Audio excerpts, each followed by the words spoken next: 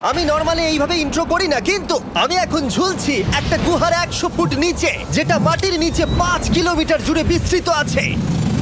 আর আমরা এটা পছন্দ করি বা না করি, যখনই আমি আর আমার বন্ধুরা মাটি টাচ করলাম, আমরা অফিসিয়ালি এখানে আগামী 7টা দিন কাটাতে চলেছি।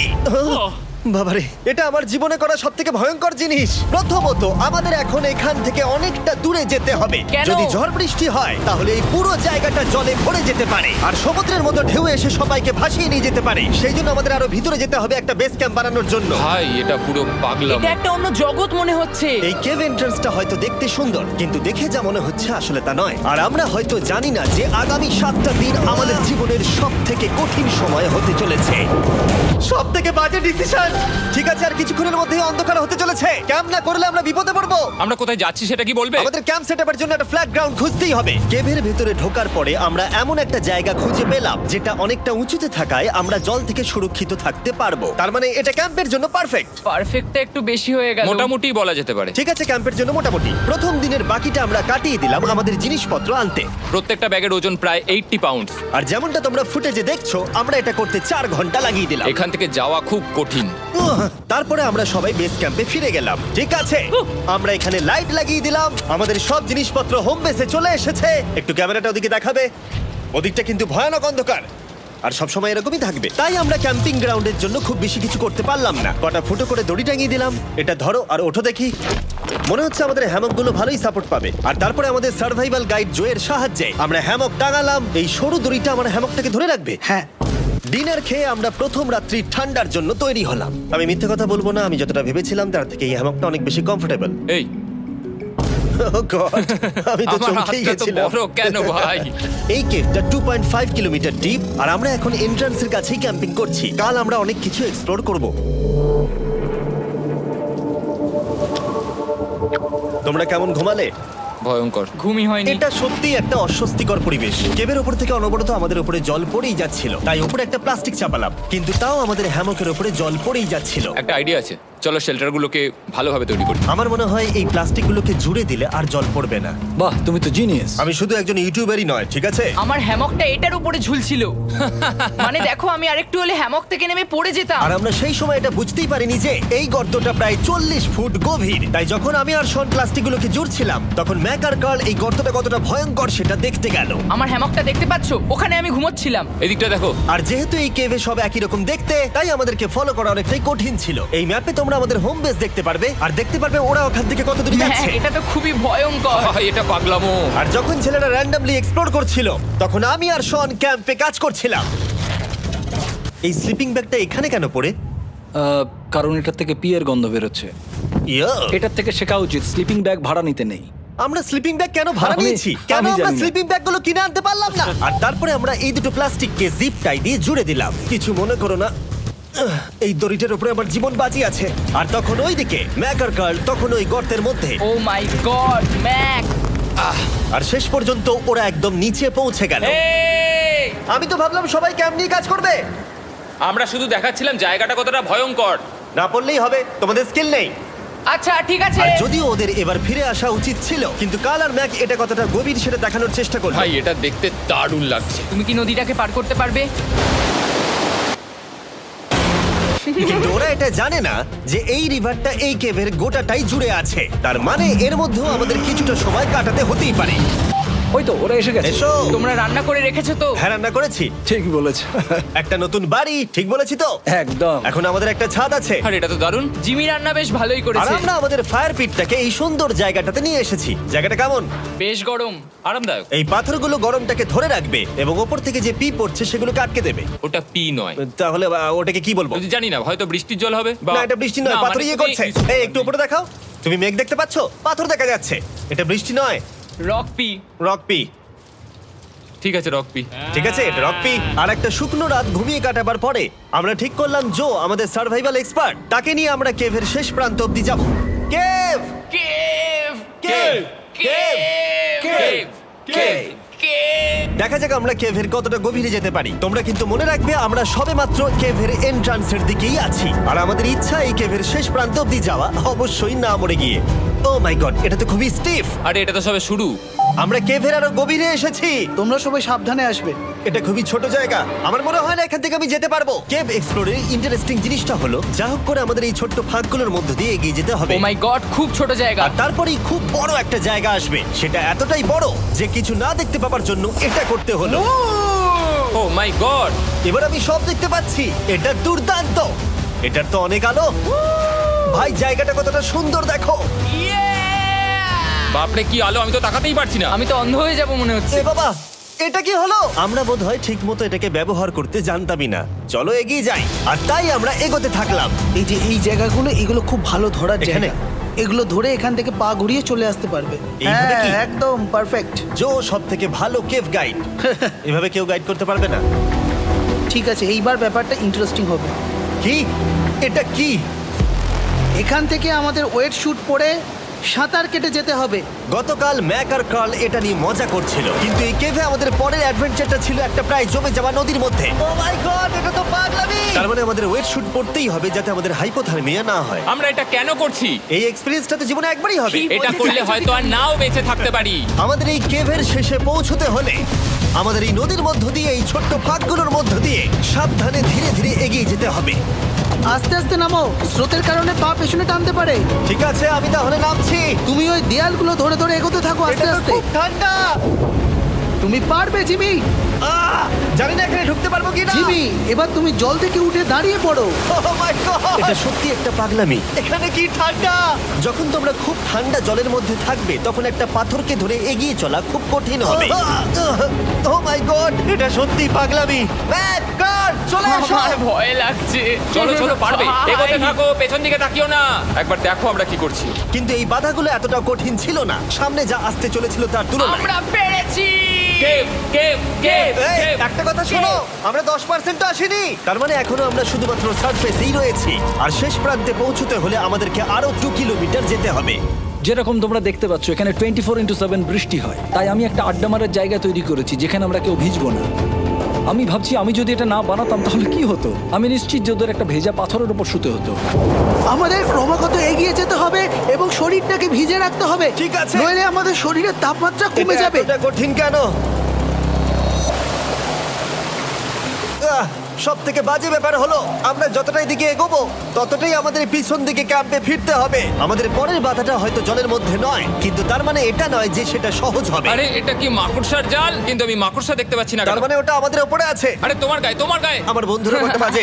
এই কেভটা মিস্টার বিস ভিডিওর মতো, যত এগোবে ততই কঠিন হবে। সত্যি কথা বলতে যদি আমাদের সাথে জো না থাকতো আমরা মরেই যেতাম। আর 3 ঘন্টা পরে জো আমাদের জন্য একটা বাজে খবর নিয়ে এলো। জল অনেকটা বেড়ে গেছে আর আমরা অনেকটা সময় লাগিয়ে ফেলেছি, তাই আজকে আমাদের আবার ক্যাম্পে ফিরে যেতে হবে। আমি মানবো না। তুমি সেফটি এক্সপার্টের কথা অমান্য করতে পারো না। আমি এটা মানবো না। সত্যি কথা বলতে আমাদেরকে ফিরতেই হতো, কারণ এর আগে আমরা শুট করতে অনেকটাই সময় নষ্ট করে দিয়েছি। তারপর ফ্লেয়ার নিয়ে খেলেছি, তাই আমরা ফিরে যাচ্ছি আর এই মিশনটা আমরা পরের দিন আবার শুরু করব।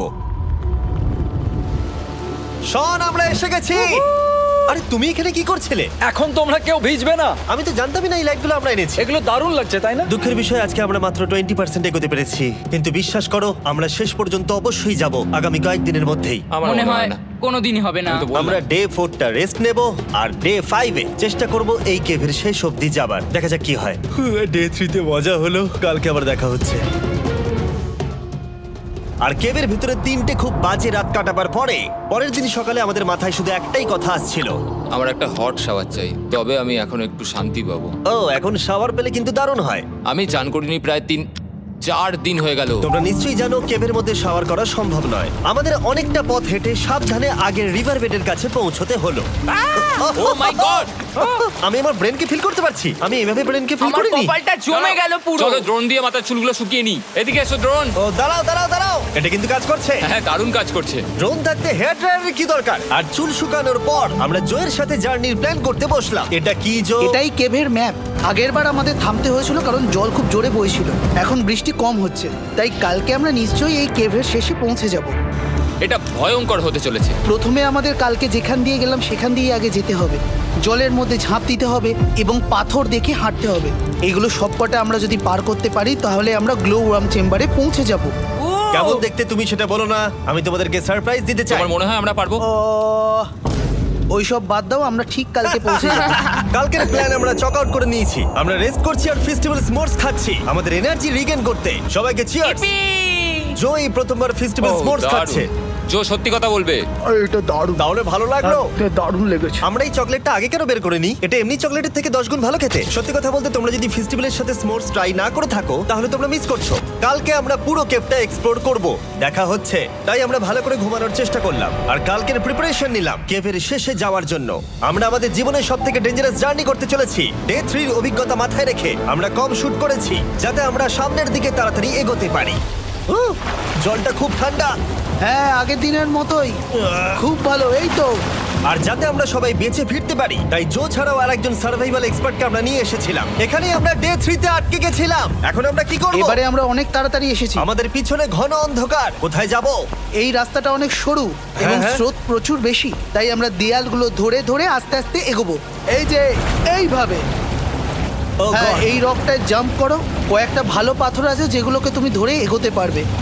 আরে এখানটা তো অনেক অন্ধকার। আমি আর পা পাচ্ছি না, আমি এখন মাটিতে আর পাই পাচ্ছি না। যেহেতু আমরা মাটিতে পা পাচ্ছিলাম না, তার মানে যদি আমরা পাথর ছেড়ে দিই তাহলে এই জলের স্রোত আমাদেরকে ভাসিয়ে নিয়ে যেতে পারে। জো, আমরা কি করব?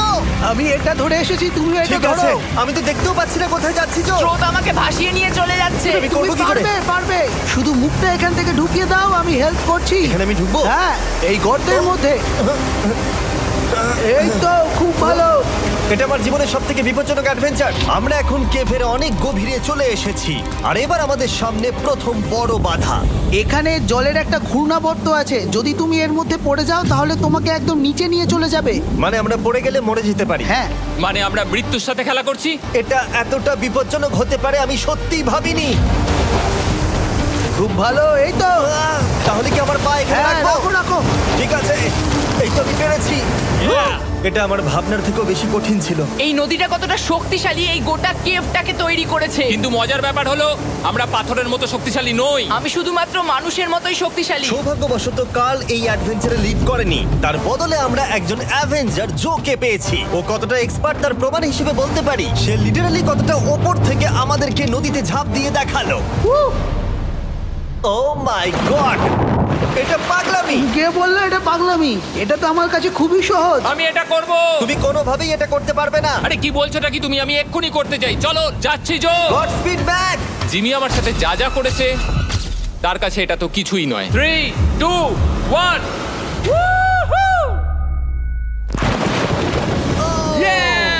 তুমি করবে? না, আমরা না এগুলো শেষ পর্যন্ত যেতে পারবো না। ও মাই গড, আমাদের নিচের দিকে যেতে হবে। আমরা সবসময় স্রোতের উল্টো দিকে কেন যাই? এখন শুধু আমি ভেসে ভেসেই যেতে পারবো, আর কিছু না। এই জলের তলায় অনেক ধারালো পাথর আছে, তোমরা সেগুলোকে দেখতে পাবে না, তাই সাবধানে পা ফেলবে। ও মাই গড। আবার এটা গভীর আরে হচ্ছে। আমার পা তো কিছুর উপরে রাখতে হবে। ছোট ছোট পাথরগুলোই একমাত্র বাধা ছিল না, মনে হচ্ছে আমাদের প্রতিটা পদক্ষেপে। ও ভাই, আমি কিচ্ছু দেখতে পাচ্ছি না। এটা খুব ভয়ঙ্কর। কেভটা আরো অন্ধকার হয়ে আসছিল এবং আরো সরু। আর তখন আমরা জানতাম না যে আমরা ফিনিশ লাইন অবধি পৌঁছতে পারবো কিনা।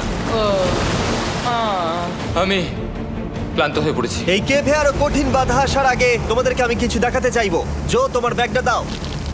Thank you. তুমি জানো এর মধ্যে কি আছে? না, জানি না কি আছে। Brand new mister beast lab swamp. সত্যি কথা বলছি, গত 5 ঘন্টা ধরে যেহেতু আমি অনেক পরিশ্রম করেছি, তাই কোনো মতেই এখন এটা আমি বলার মতো অবস্থায় নেই। তাই এটা শুট করার 1 মাস পরে আমি পুরো কেপ সেটটা তৈরি করলাম ফিউচার জিমি নেম ট্যাগ দিয়ে। তারপরে বললাম, হে, আমি ফিউচার জিমি, আর আমি এখন তোমাদেরকে বলবো brand new toy line of mister beast lab swamp সম্পর্কে। এটা একটা কালেক্টেবল টয় লাইন, আর এখানে 119টা ইউনিক ডিজাইন ক্যারেক্টারও আছে যা তোমরা কালেক্ট করতে পারো। আর সবথেকে দারুণ ব্যাপারটা হলো, কোন ক্যারেক্টারটা তুমি পেয়েছো সেটা জানতে হলে এই টিউবে ওয়াটার দিয়ে নাড়াতে হবে আর তোমার সোয়ামস তোমার সামনে চলে আসবে। আর আমি এটা ডেমনস্ট্রেট করতে এই বিশাল বড় টিউবটাকে বানিয়েছি। এই টিউবটাকে জল দিয়ে ভরে দাও। তোমাদের এত জলের দরকার নেই, এটা অনেক বড় বলে এত লাগছে। ঠিক আছে, এটা এখন জলে ভর্তি হয়ে গেছে। এবার এটাকে একটু নাড়াতে হবে। এটা কি আর নাড়াতে হ্যাঁ হবে? হ্যাঁ, অনেক নাড়ানো হয়ে গেছে। এবার জল ঢালো এখানে। জো ঢালছে। আর জল ঢালার পরে তোমরা দেখতে পাবে তোমরা কোন সোয়ামটা পেয়েছো। এটা সবথেকে রেয়ার হাইপোক্রোম, যেটা মাত্র 1000টা বানানো হয়েছে। জো, এটা তোমার। থ্যাংক ইউ সো এটা মাচ। চাই। আর এটা তোমার। কাল কি নেবে? আমার কাছে দুটোই ছিল। আর আমরা শুধু সোয়ামেই থেমে নেই, আমরা এই অ্যাকশন ফিগার প্যান্থার গুলো বানিয়েছি যেগুলো এই ব্রিফকেসে আছে, আর এই সোয়ার্মের মতো এই মিউটেটর। যখন তোমরা কিনবে দেখতে পাবে এর ভেতরে কি আছে। কোথায় কিনবো? ভালো হয়েছে জিজ্ঞাসা করলে। মিস্টার বিস্ট ল্যাব টয়েস এখন তোমরা পৃথিবীর সব জায়গায় পেয়ে যাবে। এগুলো সব বেরিয়ে গেছে, তোমরা গিয়ে কিনে নাও। আর কেবের মধ্যে অনেক সমস্যা পেরোনোর পরে আমরা ফাইনালি পৌঁছে গেলাম গ্লো ওয়ার্ম চেম্বারে। ভাই এবার খুব ভালো লাগছে। ঠিক আছে টিম, তোমাদের গ্লো ওয়ার্ম চেম্বারে স্বাগত। এ তো দারুণ। এটা দারুণ লাগছে। ভাই এটা পৃথিবী মনে হচ্ছে না এখানে একদমই। যে আলো তোমরা দেখতে পাচ্ছ সেগুলো আসলে ছোট্ট ছোট্ট বায়োলুমিনেসেন্ট গ্লো ওয়ার্ম তৈরি করেছে। এটা দেখতে অনেকটা মিল্কি ওয়ে গ্যালাক্সির মতো লাগছে। ওয়াও! আর এই মুহূর্তটা, এই ভিউ, সত্যি বলতে এই ট্রেকের সমস্ত ক্লান্তি যেন দূর করে দিল। এখানে অবধি পৌঁছানো যেন সত্যি একটা অ্যাচিভমেন্ট ছিল। কিন্তু এখন আমাদের যাত্রা শেষ হয়নি, কারণ আমাদের এখান থেকে এখন বেস ক্যাম্পে ফিরতে হবে। আজকে ডে 6 হতে চলেছে, এখন ওরা আসেনি আর আমি খুব ক্লান্ত। আমার মনে হয় না আমি ভালো করে ঘুমোতে পারবো, ওদের জন্য খুব চিন্তা হচ্ছে। এই ট্রিপটা অনেকটাই সহজ ছিল কারণ আমরা স্রোতের সাথে ভেসে ভেসে যাচ্ছিলাম। আর যেহেতু তোমরা এই ট্রিপটা দেখেছো তাই আমরা এটাকে স্কিপ করলাম। কিন্তু সত্যি বলতে এই জার্নিটাও অনেকটা বেশি সময় নিল, কারণ আমরা ক্যাম্পে পৌঁছানোর আগেই 6 নম্বর দিন চলে এলো। শন, সবাই ঠিক আছে তো? আমার খুব চিন্তা হচ্ছিল। Happy day 6। ডে 6 খুব ভালো। এনার্জি বাড়াতে আমরা আগুনের উত্তাপ নিলাম এবং ফাইনালি আমরা কিছু খেতে পেলাম। এটা খুবই অ্যাডভেঞ্চারাস ডে ছিল। কালকে দেখা হচ্ছে, মানে আজকেই হয়তো। এটা হয় ডে কোনোদিন 6 হবে না। নাকি আজকে, না আমি জানি না।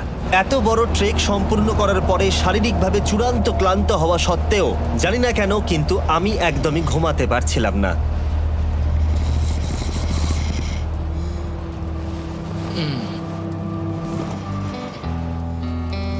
আমি 7 দিন সলিটারি কনফাইনমেন্টে কাটিয়েছি, কবরে কাটিয়েছি, 7 দিন রাফটে থেকেছি। কিন্তু সত্যি কথা বলতে এটা সবার থেকে বেশি কঠিন ছিল, কারণ সব সময় ভিজে, ঠান্ডা, প্রত্যেক মুহূর্তে এই পাথরগুলো শরীরে ব্যথা দিচ্ছে। বেশিরভাগ সময়টাই এই কেভটা দুঃস্বপ্নের মতো ছিল। কিন্তু তোমার আর আমার মধ্যে জিমি! ইয়ো! গার্ড, আমাকে দেখতে পাচ্ছ? এটা পৃথিবীর সবথেকে উজ্জ্বল টর্চ। মজার মুহূর্ত অনেক ছিল। মাটির নিচে 300 ফুট গভীরে অভিযান চালানো থেকে আমাদের সবাই মিলে হ্যামক নিয়ে হাসাহাসি করা সবকিছুই এই অভিযানের অংশ ছিল। যেহেতু আমাদের সঙ্গ দারুণ, চলো তিমির মতো আওয়াজ করো। তাই এই ভিজে, ঠান্ডা, পাথুরে অদ্ভুত কেভের ট্রিপটা বদলে গেল আমাদের জীবনের সব থেকে সুন্দর মুহূর্তে।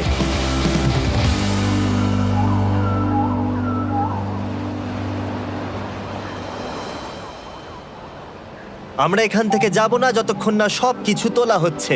আর আমি সবকিছু বলেছি মানে সবকিছুই। চলো এবার বেরোনো যাক। আর যখন আমরা মাউথ কেভে আবার ফিরে এলাম, ভাই ওপরটা দেখতে দারুণ লাগছে। তখন জয়ের জন্য একটা সারপ্রাইজ ছিল। বেরোনোর আগে জো, আমরা তোমার কাছে কৃতজ্ঞ। তাই এই নাও 50,000 নিউজিল্যান্ড ডলার, 10,000 করে প্রত্যেক জনের প্রাণ বাঁচানোর জন্য। Oh my God, thank you so much Jimmy. Thank you Joel. Love you Joel! এবার আমাদের সব কাজ হয়ে গেছে, চলো বেরোনো যাক। 7টা দিন পরে আমরা ফাইনালি এখান থেকে বেরোচ্ছি।